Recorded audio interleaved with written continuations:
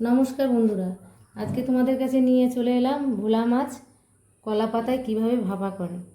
তাহলে আমার রেসিপিটি দেখতে হলে তোমাদের ভিডিওটা কিন্তু দেখতে হবে। খুব সহজে আর খুব তাড়াতাড়ি কিন্তু এই রেসিপিটি রেডি হয়ে যায়।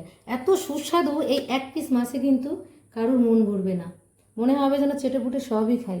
তাহলে চলো এই ভিডিওটা তোমাদের সঙ্গে নিয়েই শেয়ার করি।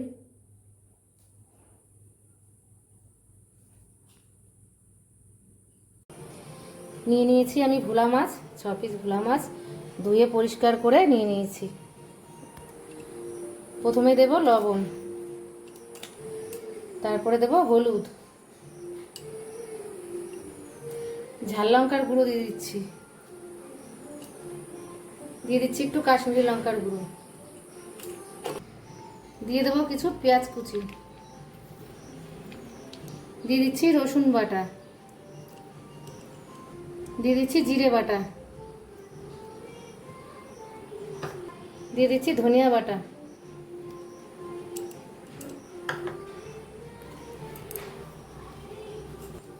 দিয়ে দিচ্ছি সর্ষের তেল।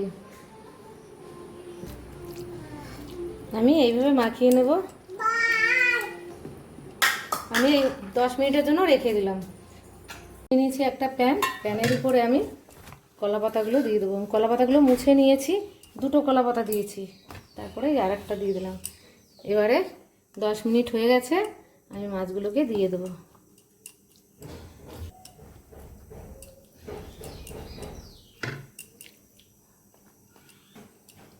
মাছগুলো আমি দিয়ে দিয়েছি, উপর দিয়ে আরেকটু তেল দিয়ে দেবো। আমি একটা প্যান আগেই দিয়ে রেখেছি, তারপরে আবার এই প্যানটা দিয়ে দেবো, ঢেকে দিয়ে দিচ্ছি।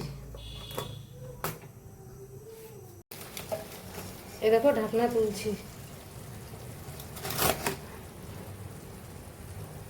কেমন হয়েছে দেখো, কত সুন্দর লাগছে। দেখো কিভাবে উল্টাবো আমি। এই পিঠে এতগুলো কলা পাতা দিলাম, এবার আমি উল্টে দেবো। সঙ্গে দিয়ে দিলাম একটা থালা, এবার আমি উল্টে দিলাম।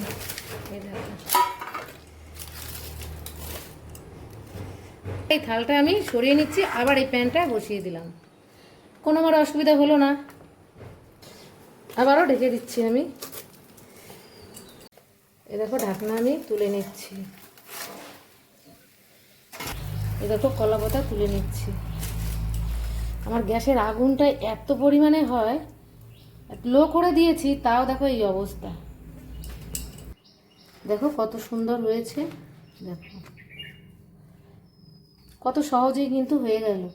আমার এই ভিডিওটা যদি তোমাদের ভালো লেগে থাকে তাহলে একটা লাইক কমেন্ট শেয়ার করে দিও, আর আমার ইউটিউব চ্যানেলটি সাবস্ক্রাইব করে আমার পাশে থেকো, তাহলে তোমাদের কাছে নিত্য নতুন রান্নার নোটিফিকেশনগুলি পৌঁছে যাবে।